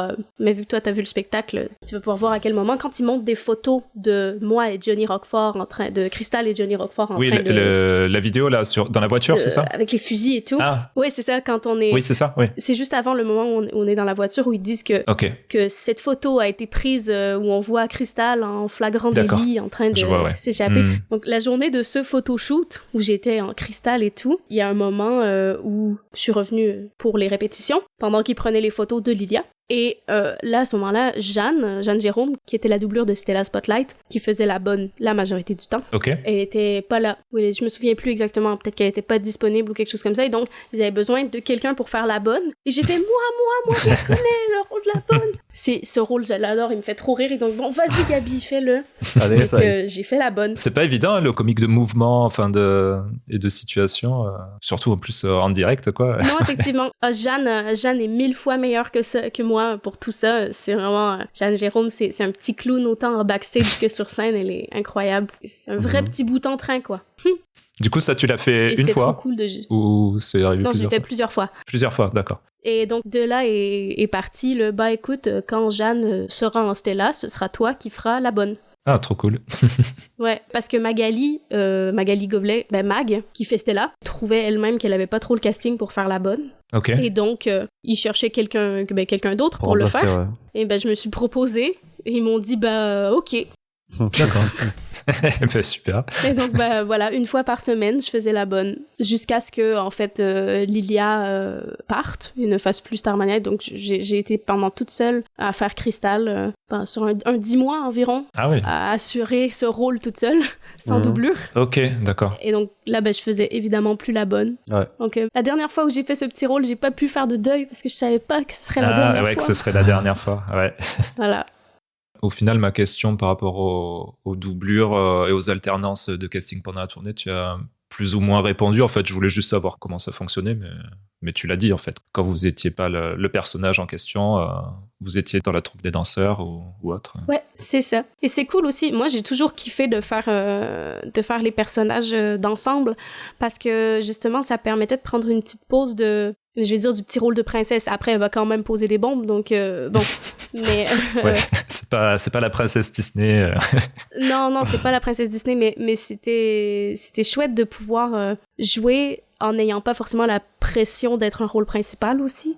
Donc ça faisait un petit tampon entre les jours en cristal, et j'aime beaucoup parce que ça me permettait de m'amuser avec des personnages qui sont un peu plus dans l'ombre, mais de jouer autre chose aussi. Ouais. Donc, en fait, tu t'ennuies jamais. Ouais. Et je donnais des noms à mes personnages d'étoiles noires et tout. Donc, mon étoile noire, je l'avais postée sur mon Insta. Donc, elle s'appelle Rose. Mais attention, faut jamais dire son prénom parce que sinon, elle vous flingue dans la gueule. Bref, tu refais des petites histoires. Tu t'inventes une histoire. Ouais, c'est drôle. Ouais, c'est sympa. Ah, mais c'est cool ça, parce que dis donc, en 2 ans, en faisant tous ces rôles différents, t'as dû prendre un max d'expérience, hein? Ouais, beaucoup. C'est clair. Je sais pas si j'ai plus pris d'expérience de stage ou plus pris d'expérience humaine en vrai, mais je pense que je vais dire c'est surtout des expériences humaines parce que, et ça je l'ai dit beaucoup de fois, chaque fois que je parle de Starmania, c'est dur d'en parler sans parler de l'expérience sociale que c'était parce que on est beaucoup de gens toujours ensemble. Ah oui. Ouais, au même titre que tu peux pas t'entendre avec tous tes collègues dans un travail de bureau, tu peux pas t'entendre avec tous tes collègues de travail de show. C'est pas possible, D'accord. on est trop. Il y a trop de tempéraments différents. Et moi, quand je suis arrivée avec ma naïveté, ma petite naïveté de 18 ans, j'habitais encore chez mes parents, donc je veux dire, je pars de chez mes parents pour aller dans un autre pays, faire tout ça. Ah oui. Et t'as envie, en fait, d'être ami avec tout le monde. T'as envie que les gens qui soient là, ce soient tes potes, parce que t'es tellement loin de tout que t'espères, en fait, que tout se passe bien au niveau social, mais c'est pas possible, c'est pas réaliste. Et donc, ça a été beaucoup d'adaptation et aussi d'apprendre que c'est pas parce que t'es loin de tes proches que tes proches sont plus là pour toi. Ouais. Mais il y a réellement un besoin physique, en fait, au bout d'un moment, d'être avec les gens, d'être avec tes proches, justement, d'être avec ceux à qui tu sais que tu peux tout dire. Parce que dans un milieu de taf, tu peux pas dire tout ce que tu voudrais dire forcément à tout le monde. Même si t'es toute la journée avec eux, ouais. Et c'est pas forcément facile de savoir à qui tu peux dire telle chose et à qui vaut mieux peut-être pas trop dire ça. Ou juste, tout simplement ça se dit pas, tu peux pas... Voilà. Et donc, t'as pas forcément la même transparence. Et aussi en termes de culture. Je veux dire, j'arrive avec complètement une autre culture. Moi, il y a plein de personnes qui sont mes potes maintenant, avec qui j'ai travaillé justement sur Starmania, qui m'ont dit, au début, je te détestais, t'étais tellement insupportable. Et ça, c'est... Non, mais... Ouais, bon, c'est cru, mais en même temps, on n'a pas les mêmes codes. On n'a pas les mêmes codes. Je veux dire, c'est une autre culture. Il y a des trucs que je vais dire de façon anodine, et pour certaines personnes, ça peut paraître hyper... ça va être choquant, ou vexant. Ou je veux dire, mais qu'est-ce qu'ils racontent? C'est là, et à l'inverse aussi, il y a des gens... L'humour, ça s'importe pas. Genre, vraiment, il y a les piques françaises, tu sais... Les fameuses piques, là, lancer des piques à des gens. Genre, gars, on se connaît depuis 24 heures. D'où tu me parles comme ça, en fait? Et donc, c'est beaucoup d'adaptation. Et ça a été très long. Un chemin très sinueux. Et j'ai énormément appris. Et aussi, j'étais très contente de me dire que j'allais être sur Starmania, que j'allais devoir apprendre à être bien seule. Parce que j'allais habiter toute seule. Et tout simplement parce qu'il faut apprendre à être bien seule avec soi-même, quoi. C'est important. Et je ressors de cette expérience. Je pense que j'ai réussi. Ça m'a pris 2 ans. Mais maintenant, je suis bien, quoi. Ça me dérange plus d'être toute seule. Avant, j'avais toujours besoin d'avoir un bruit, d'avoir une vidéo qui joue dans le fond, quelque chose. Et puis, maintenant, après avoir toujours des ears dans les oreilles avec plein de musique, en fait, t'apprécies vachement quand il n'y a pas de bruit autour. Quand il y a le silence. Parce que... Ouais, le silence, la tranquillité. Quand t'es toujours avec des gens... quand on est en tournée, on est dans les mêmes hôtels, on prend les mêmes autobus, on mange au même endroit. Ouais. Ah, t'es jamais vraiment seul, ouais. Le seul endroit où t'es seul, c'est dans ta chambre. Avant de partir, le moment où tu te couches et tu... Avant de changer de ville ou de... Ouais. Voilà. Ouais. Ok. Donc, c'est humainement, j'ai appris beaucoup. Ouais, que tu as appris, ouais. Gros bagage. Super. Et donc maintenant, tu vas nous donner la liste de tous ceux que tu n'aimais pas. Non, franchement, je peux te nommer personne. Ah. Non, mais c'est vrai, il y a des gens avec qui on s'entend moins bien, oui, forcément. bien sûr, mais je veux dire, une fois que cette expérience, maintenant que tout est fini, genre... Oui, il n'y a pas de ressentiment. Oui. Non, il n'y a pas de ressentiment. C'est juste, écoute, on a tous fait ce qu'on pensait qu'on devait faire. Et puis, au final, au bout de 2 ans, même s'il y a des comportements chez certaines personnes que tu aimes moins, tu finis toujours par trouver un truc que tu aimes bien quand même chez cette personne ou quelque chose comme ça. Au bout de 2 ans, tu n'as pas le choix de travailler ensemble. Donc, tu trouves des façons de travailler avec les gens. Et donc, voilà. Et vraiment, en plus, il y a eu beaucoup de renouveau dans le cast. Et franchement, l'équipe qu'on avait à la fin, il n'y avait pas toutes les frustrations qu'on avait eues au début à la création, quand on se connaissait pas forcément toujours. Et toute la frustration, justement, la création, ça a été très compliqué, très, très long, parfois, par moments, très lourd aussi. Donc, l'équipe qu'on avait là pour la fin, ça faisait tellement bien, c'était rafraîchissant, et puis il y avait du renouveau qui permettait vraiment de partir sur des bases hyper saines. Franchement, ça a bien fini. Ça s'est très bien terminé humainement, et il y avait beaucoup de compréhension, de bienveillance, vraiment. Ok. Il y avait vraiment quelque chose de beau à la fin. C'était triste de quitter, en fait, l'équipe, justement. Ah, j'imagine, après tant de temps. Ah bah ouais, c'est sûr. Ouais. J'avais encore 2 petites questions par rapport à Starmania de manière générale, enfin à ce spectacle. Je trouve ça fou qu'il n'y ait pas eu de captation de cette nouvelle version ou même un album live ou quoi. Ah, il n'y a pas eu ? Non, et de savoir si on est tous très frustrés. Ah, ça n'a pas été filmé, enfin c'est pas prévu. Non. Ah ouais, c'est fou ça. Ok. Non. Ouais, c'est dommage, ouais. Ouais, on est bien d'accord. Oui, en fait, il y a une période où effectivement il était censé y avoir une captation. Finalement, ça s'est jamais fait. On n'a jamais su pourquoi. Ok. Il y a même eu des caméramans qui sont venus faire des tests et tout. Ah ouais. C'est hyper bizarre parce que en fait, il y avait tous les éléments pour que ça ait lieu et ça n'a jamais eu lieu. Ah, c'est dommage. Je ne sais pas qui a eu son mot à dire là-dessus. Ok. Vraiment, je sais pas, mais on est tous très déçus effectivement qu'il n'y ait pas de captation. Et pour ce qui est d'un album live, il faut savoir que beaucoup des spectacles ont été enregistrés en audio. Ah, ok. Oui, pas forcément en mode enregistrement studio, mais je veux dire justement live, enregistrement live. Ouais, donc ça peut être possible qu'un jour ça sorte. Oui, c'est complètement possible. Par contre, je peux pas dire quand, je peux pas dire si ça va arriver, j'en ai aucune idée, et malheureusement, personne ne sait. Vraiment. Ok. C'est bien dommage, mais on aimerait tous beaucoup que ça arrive. Bah, j'imagine, Voilà. Ah non, c'est sûr, parce que c'est vrai que on en a beaucoup entendu parler quand même à la télé et tout, de cette nouvelle version, et au final, soit t'es allé voir le spectacle, soit tu l'as dans l'os, quoi, comme on dit. Je pense que c'est ce qui frustre beaucoup de mes collègues, ainsi que moi-même, justement, parce que, franchement, j'ai l'impression d'avoir donné mon âme sur ce show. Les ascenseurs émotionnels, le temps de travail, tout le temps aussi qu'on a donné tout court sur ce show, qui est très demandant aussi, qui est très dark. Il y a des moments où en fait c'est pas facile parce que tous les jours tu racontes quelque chose qui est quand même pas facile à raconter. Qui est pas très drôle, ouais, c'est pas la fiesta, quoi. Donc je trouve ça dommage en fait de me dire que je quitte ce spectacle et j'ai pas laissé de traces. J'ai laissé une trace dans les gens qui... Dans l'imaginaire des gens et tout, mais... J'ai laissé une trace pour ceux qui sont venus. Oui, mais tu peux pas avoir quelque chose de physique pour t'en souvenir, quoi. Ouais. Genre, je peux pas, en fait, dire... je pourrais pas dire à mes enfants, tiens, regarde, ça, c'est un album, maman, elle avait fait ça. C'est vrai, ouais. On regarde le live, voilà. Alors que toutes les autres versions ont eu un album live ou une version enregistrée. Et ouais, c'est fou. Toutes les autres. En plus, c'est pas si compliqué à faire que de nos jours. Enfin, t'as besoin de combien de caméras ? Bon, c'est une grosse production, d'accord, mais il y a tellement de concerts ou d'artistes qui se filment. Oui, carrément. Qui filment même tous leurs concerts, quoi, avec quelques caméramans, c'est possible, quoi. Sans dire que ça serait simple, parce qu'en vrai, j'en sais rien. Non, parce qu'en vrai, j'en sais rien. Je suis sûre qu'il y a plein de raisons pour lesquelles ça n'a pas eu lieu, que nous, on nous a pas dit, parce qu'on n'a pas forcément besoin de le savoir. Je suis sûre que c'est plus compliqué que ce qu'on pense. mais je trouve quand même que c'est le genre de choses qui, même si c'est compliqué, ça aurait dû être fait. Ne serait-ce que pour les archives. Genre, ne serait-ce que pour... c'est vraiment dommage, ouais. Pour que ça soit filmé, quoi. Pour que ce qu'on ait mis en travail et pour que cette version qui est qualifiée existe quelque comme part, la meilleure, existe quelque part, qu'il y ait une trace de ça. Qui est quelque chose. Et même pour les photos, on a un photographe qui est venu prendre des photos pendant toute la créa, des vidéos et des trucs. Ces images, on ne les a jamais vues. On n'en a jamais vu la couleur. Non. Ah ouais, c'est fou. En plus, ça peut faire de la promo. Enfin, je sais pas, mais il y a beaucoup de comédies musicales qui ont une deuxième vie avec le CD, je pense. Carrément, C'était quoi, avec Garou, c'était La Belle et la Bête? Non, Notre-Dame de Paris. Notre-Dame de Paris. Pas du tout La Belle et la Bête. Ah ouais. Ah oui, c'est vrai. La Belle et la Bête.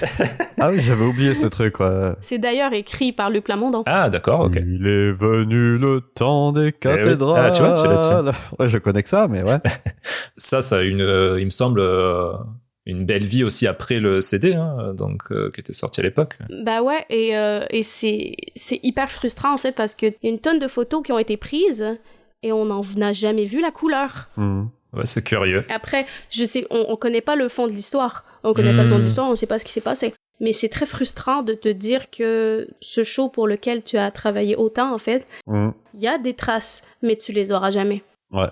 Genre, dans 10 ans ou dans 15-20 ans, ils vont sortir un documentaire sur la créa, et c'est là que tous les artistes vont faire genre, ah, elles sont là, les images. Ça servait à ça. Ah, bah, c'est cool.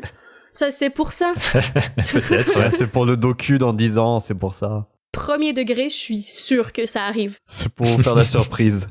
Moi, j'avais une toute dernière question. Du coup, quelle est la suite pour toi maintenant que tout ça, c'est fini? Ah oui, parce que ça a dû t'ouvrir des portes quand même, non? Est-ce que la suite, tu vas rencontrer Céline Dion? Ah. Ou pas? Peut-être que tu la connais déjà. Non. Ah, bon. Je pense pas que c'est prévu pour la prochaine année, non. D'accord. Mais elle était à la cérémonie des JO, ceci dit, donc il y a peut-être... Oui, elle était effectivement à la cérémonie des JO. Elle connaît Jolie, donc... Ça, je peux pas vous dire. Moi, j'ai pas d'infos là-dessus. Mais la suite, pour moi, déjà, je veux me laisser le temps de retomber parce que c'est une grosse aventure, en fait, qui se termine. C'est un gros chapitre qui se ferme.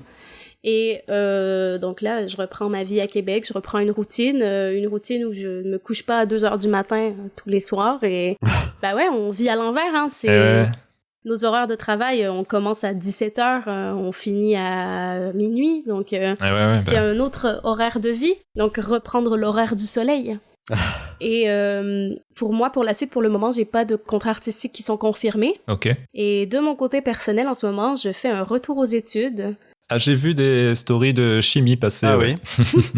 Oh. Oui, c'est ça. Oui, en fait, au secondaire, on a plusieurs choix de cours qu'on peut faire dans la dernière année. Et moi, j'avais choisi biologie et entrepreneuriat. Okay. Choix que je ne regrette pas du tout parce que j'ai adoré entrepreneuriat, entre autres, j'ai adoré mes cours. Mais donc, la majorité des gens choisissent chimie et physique parce que ça ouvre beaucoup de portes. Pour peu importe ce que tu veux faire, c'est jamais perdu, bref. Donc, je retourne dans des cours qui sont donnés pour les adultes, pour faire des reprises de cours de lycée, en fait. Ouais. Mais donc voilà, je fais ça de mes temps libres pour le moment. Ben, c'est cool en tout cas, ouais. Très bien. Je fais une petite pause de musique pour le moment, maintenant. Pour les autres objectifs que j'ai dans la vie, qui sont autres que la carrière, je veux me donner la possibilité d'une stabilité peut-être un peu plus fiable que celle du métier d'artiste.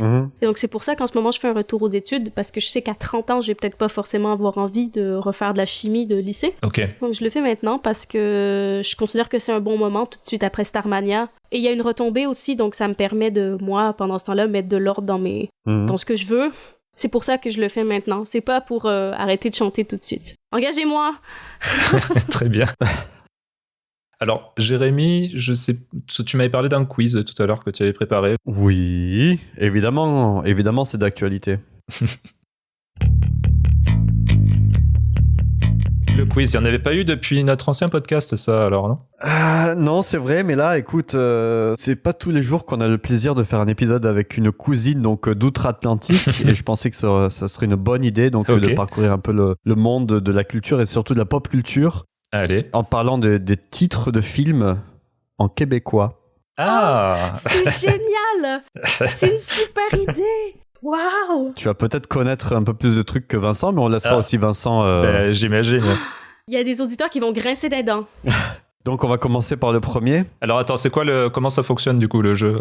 Je donne le titre original, donc en anglais la plupart du temps, et puis après vous devez me donner le titre en québécois. Ok. Remarque, en québécois, des fois ça peut être plus facile parce que des fois c'est vraiment traduit mot par mot. Exactement, c'est vrai, exactement. Donc on va commencer avec un grand classique, comme tu dis, c'est mot pour mot, donc Pulp Fiction. Fiction pulpeuse, ça je le connaissais, je crois. Ouais, bien joué. Yes. C'est magnifique. Vous connaissez le dessin animé Cars? Voiture, tu parles de voiture, évidemment. Non. Ouais, mais non, c'est 1000 fois mieux. C'est mieux. Ah, tu connais, toi. Ah, c'est charrette. C'est les bagnoles. Bagnoles, ok, bagnoles, d'accord. Les bagnoles. C'est pas mal, ça, les bagnoles. J'ai cru que c'était char ou un truc comme ça. Les chars. Ça serait génial. Ouais. Ah, vous connaissez American Pie? Tarte américaine? Non. Non. Ça, je sais pas. Je sais pas ce que c'est. Tu sais pas?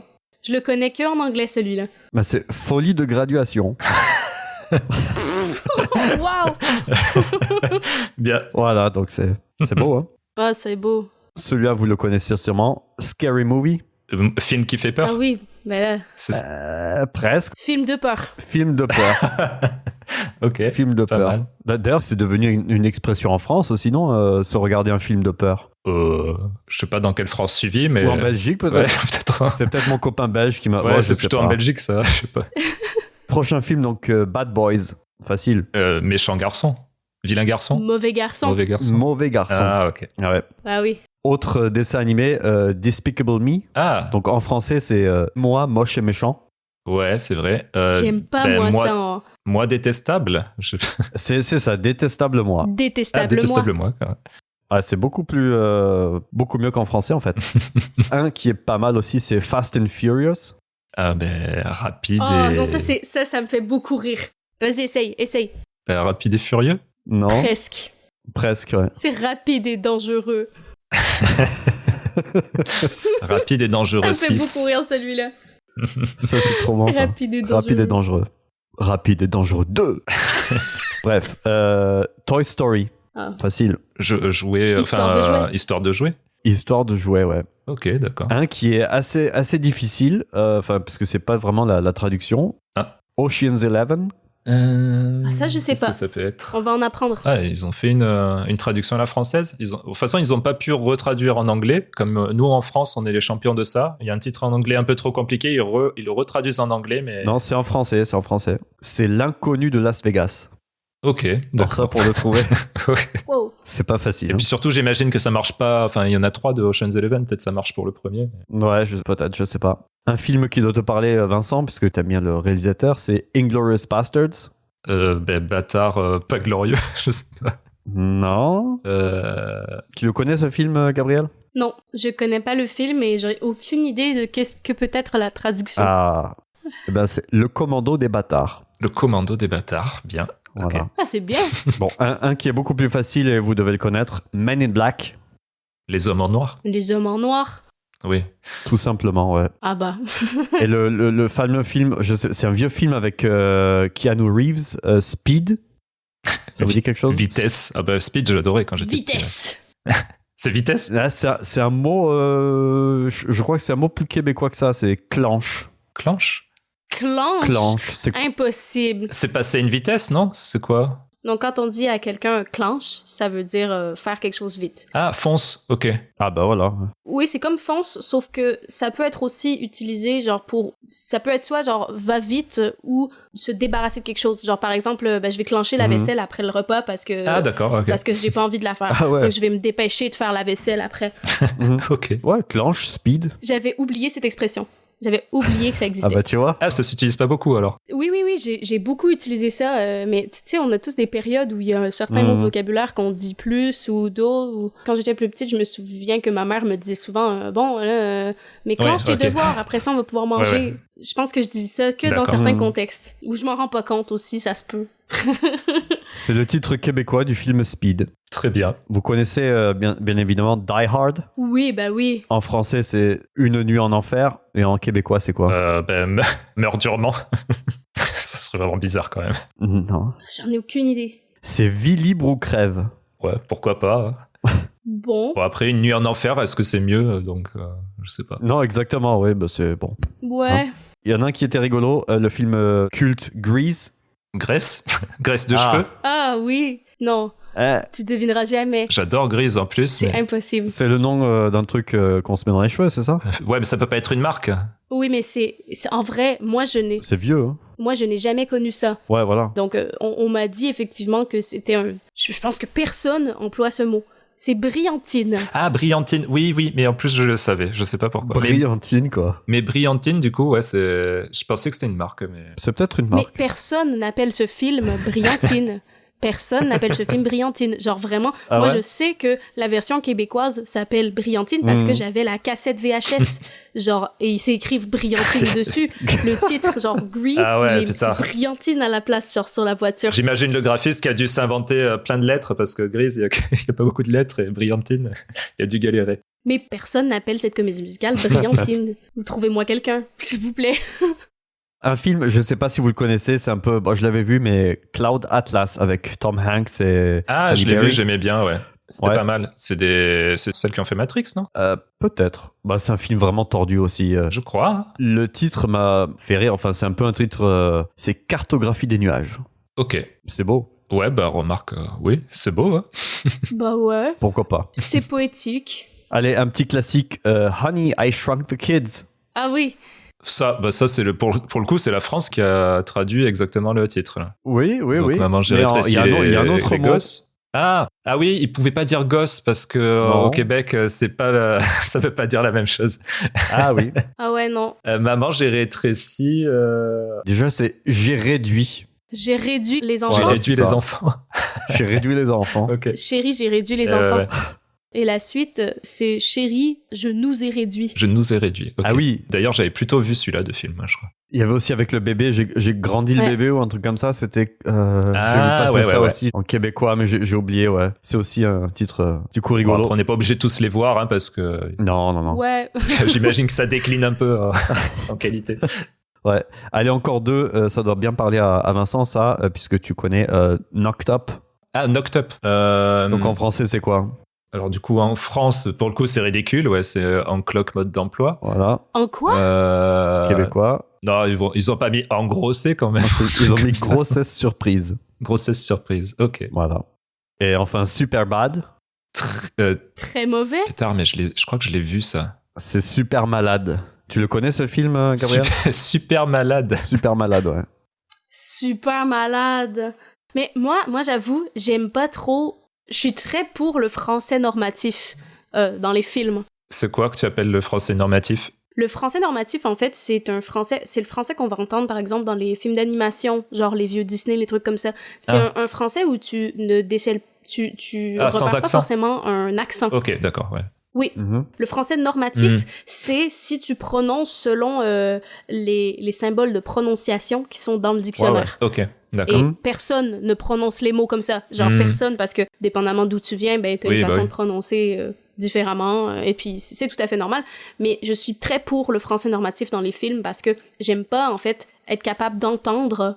Genre, par exemple, un personnage qui est aux États-Unis et puis il parle avec un gros accent québécois. Moi, j'aime pas. Genre, ça me sort du truc. Donc, quand ils font des traductions qui donnent trop l'indicatif de d'où vient cette expression, genre clenche, ce n'est qu'une expression au Québec. J'aime pas. Ben, après, je dis ça, c'est à la fois génial et à la fois j'aime pas. C'est vrai qu'après, selon les enfin pas les traductions, mais effectivement, selon les doublages, si tu as l'accent derrière, ça va vite faire parodie. Nous, en France, on a beaucoup les émissions américaines où t'as encore la voix américaine derrière, qui est atténuée. Et par-dessus, t'as le mec en français, mais avec l'accent américain. Donc ça, c'est vraiment ridicule, quoi. Ouais. C'est un style, ouais.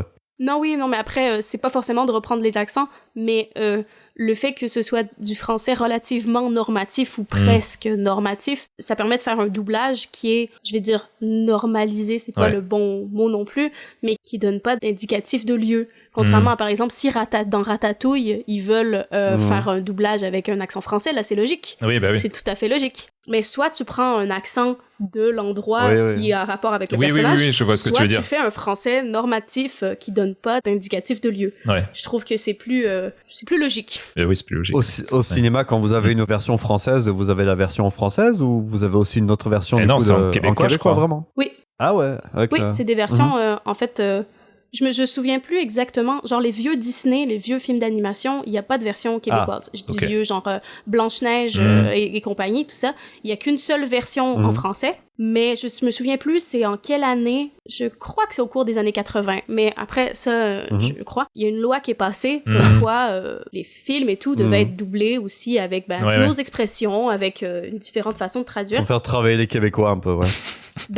Moi, je suis vraiment pour tout ça parce que, effectivement, il y a mille et une façons de traduire. La traduction, c'est quelque chose que je trouve passionnante et super intéressant. Le travail du traducteur, ça peut être fait de mille et une façons. Et quand on compare, par exemple, les chansons Disney traduites en français de France et celles traduites en français québécois, on note les choix qui ont été faits pour traduire comparé à la version originale ne sont pas les mêmes. Et c'est super intéressant de les comparer. C'est super intéressant parce qu'en fait, tu vois tout de suite quelles ont été, par exemple, les priorités, qu'est-ce qu'ils ont voulu garder selon la culture, selon tout. Et souvent, le français de France va partir dans quelque chose d'un peu moins proche du littéral, mais partir dans quelque chose d'un peu plus qui attrape plutôt le contexte général.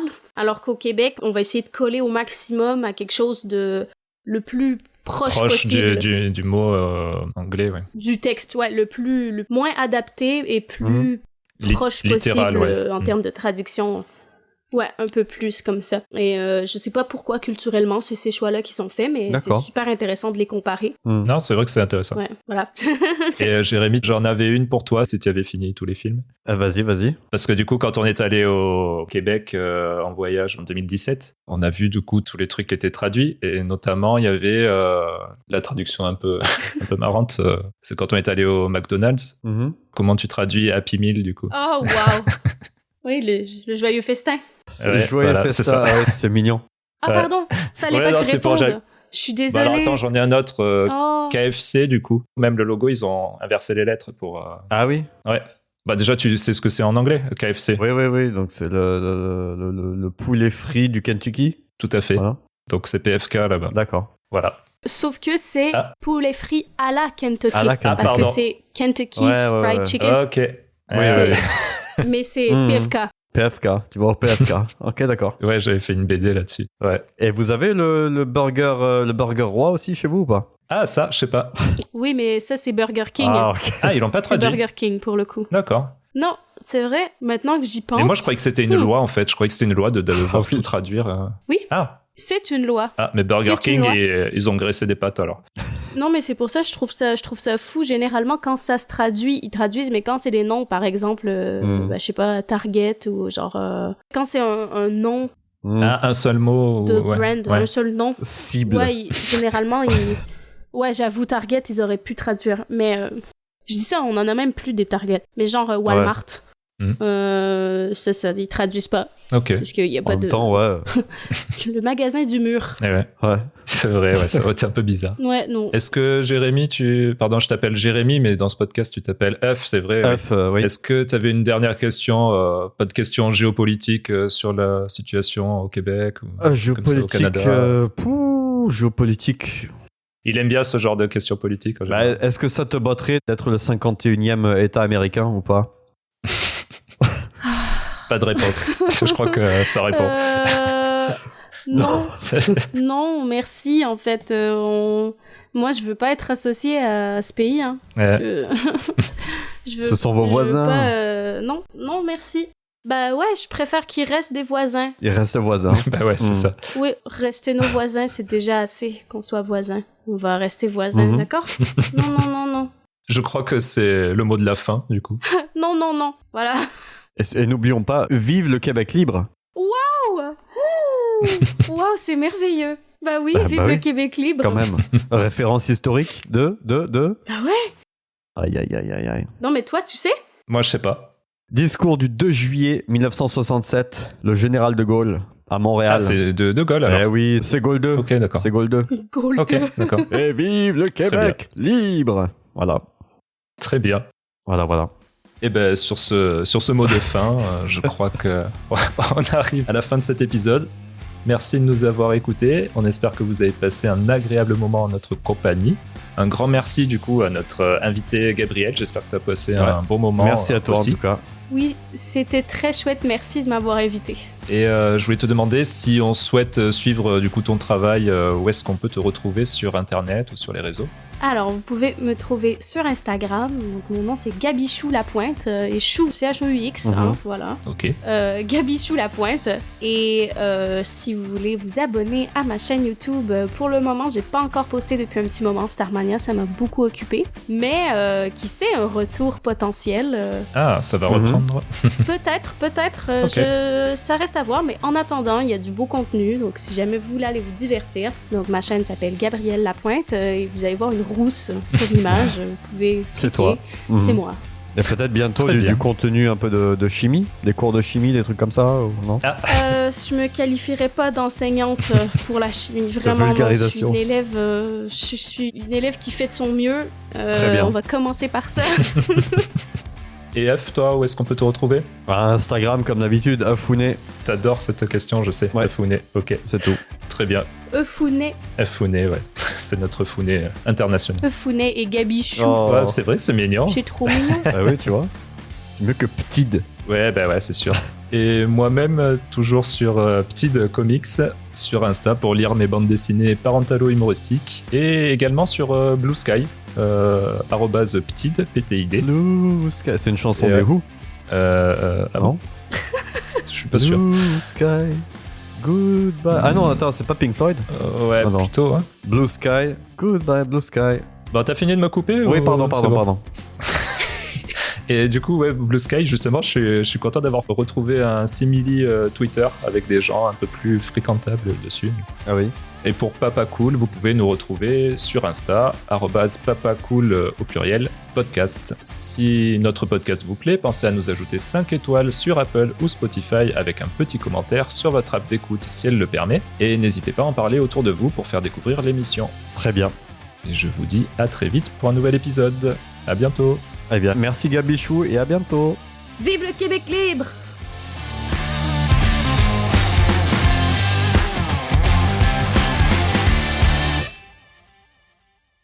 Mais, pardon. Si je peux me permettre, France Gall n'est pas aussi connu au Québec qu'en France. Donc, moi, mon modèle pour ce rôle, c'est que ça n'a jamais été France Gall. Ah bah! T'as dit quoi, Jérémy? J'ai pas entendu. Sinon, elle s'appellerait Québec Gall. Québec Gall, oh là là. Alors là... Désolé, non, reprends, pardon. Ouais. Je t'ai coupé. Je vais m'en rappeler, t'es là. Waouh, c'est puissant. Ouais, merci. Ok. Je suis désolée, j'adore. Celle-là, on la mettra en bonus, je crois, de blague. Parce que... Vous avez le concept joke de papa en France? Oui, that jokes, ouais. Bah ouais. Oui. Oui, bien sûr, oui. Bah là, oui, on est clairement dedans. C'était vraiment... Oh, c'était vraiment une joke de papa. De suite. Oh non, mais c'est génial les jokes de papa. C'est pas négatif, hein. Moi, j'adore les jokes de papa. J'ai toujours fait ce genre de blagues. C'est vrai, ouais. C'est les meilleurs. T'étais un papa jeune. Voilà. J'étais un vieux jeune.